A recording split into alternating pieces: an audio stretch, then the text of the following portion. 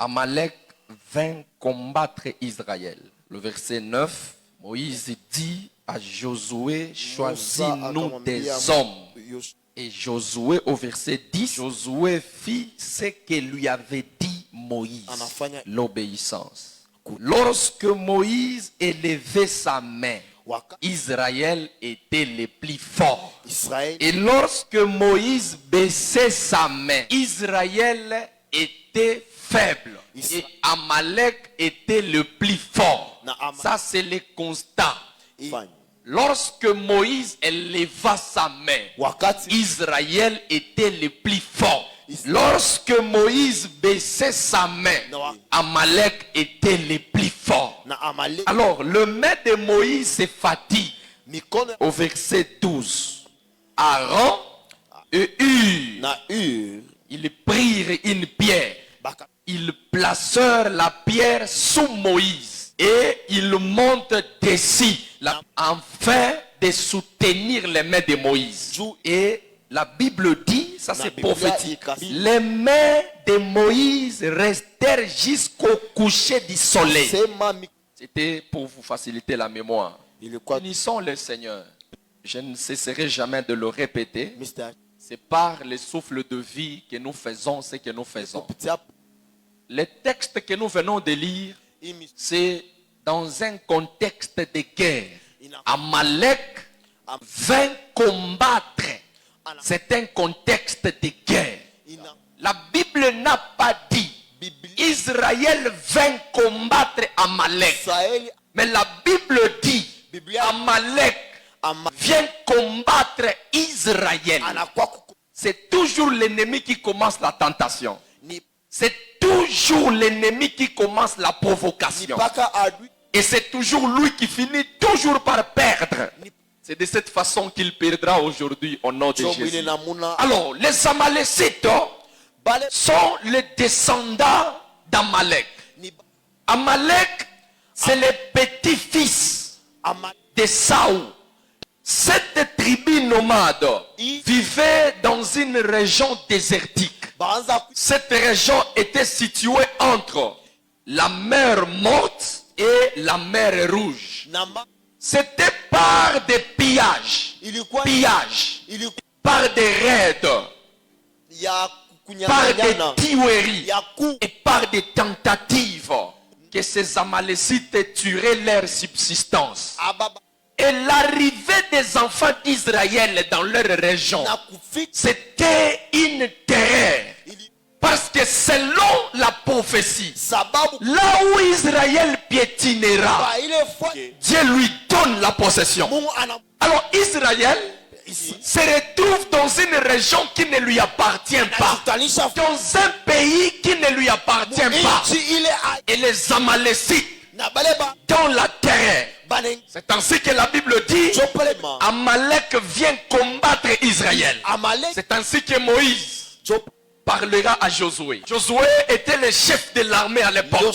Et Moïse va lui donner un ordre le plus fort. Un ordre de vie ou de mort. Il lui dit sors et combat Amalek. Ça signifie quoi? N'aie pas peur. C'est vrai. Il est dans sa région. Il est sur sa terre. Mais sors. Combat-les. N'aie pas peur. Ça c'est un ordre de Dieu. Sors et combat. C'est de cette façon que Josué sortira.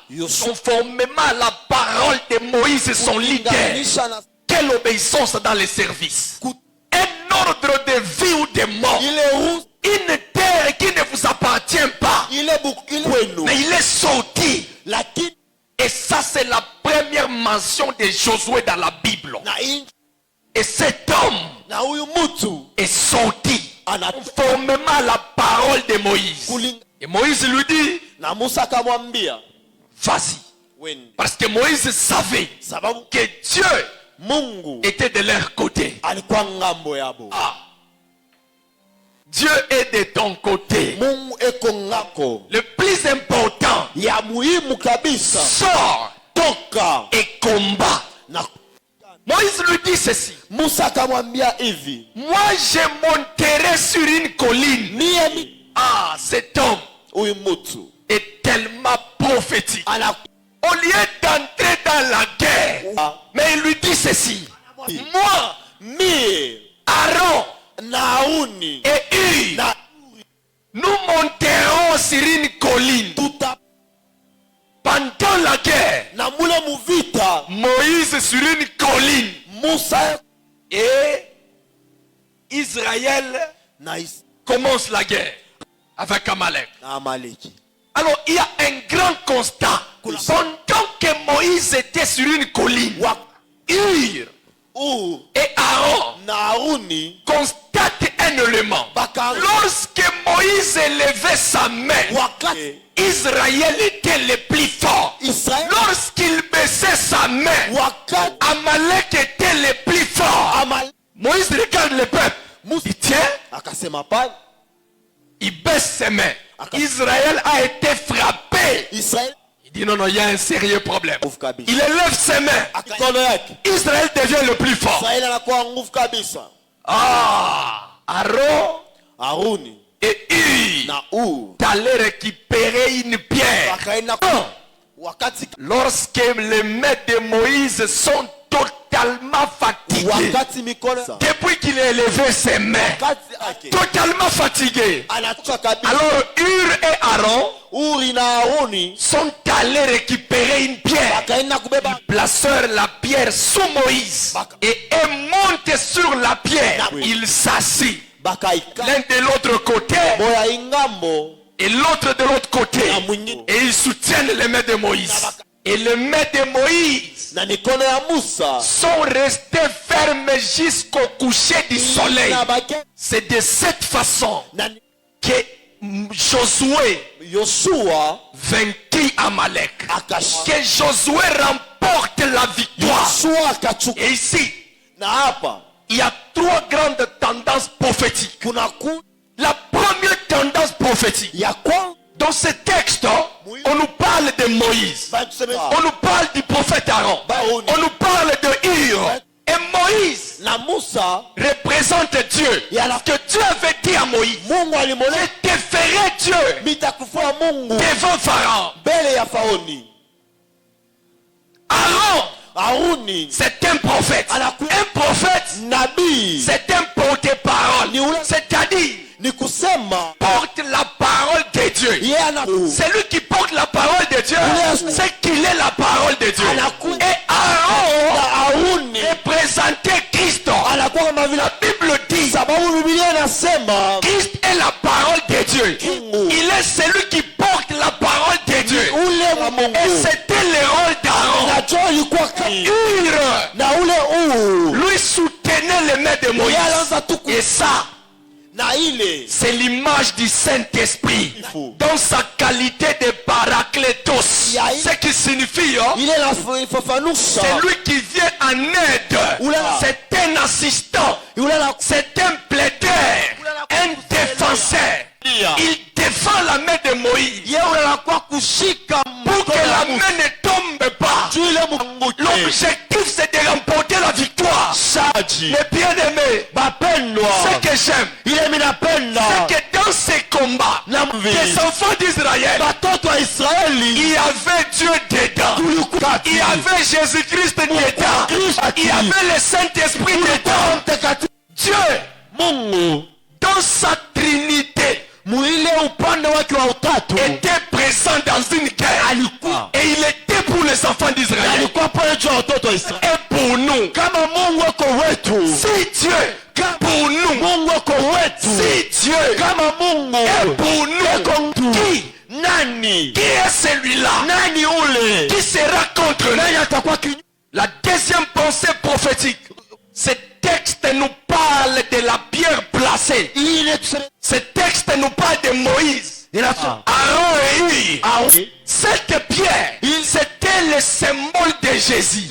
Dans sa qualité de la pierre angulaire, la pierre a été placée afin que Aaron monte dessus. Et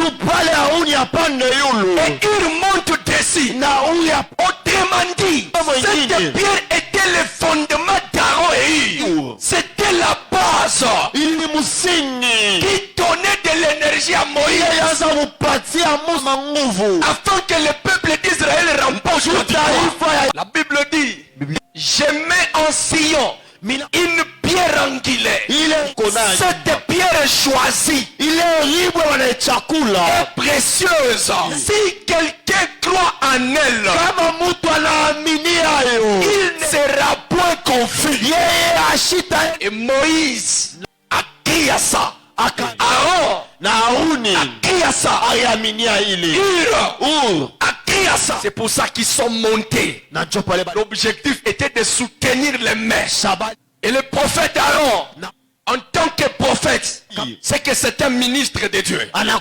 Il représente les apôtres. Il représente tout le chrétien de toutes les générations. Et Moïse, avec cet acte prophétique, cela révèle la grandeur infinie de Dieu. La Bible dit, Moïse était sur une colline. La Bible dit, la terre mon marchepied et le ciel est mon trône. Moïse a représenté Dieu dans une guerre, un pays qui ne lui appartient pas. Il représente la grandeur infinie de Dieu. Il place ses pieds sur la terre, ses mains en haut, c'est-à-dire au ciel, et il combat Amalek. Mon frère, dans ton combat là, représente seulement Dieu.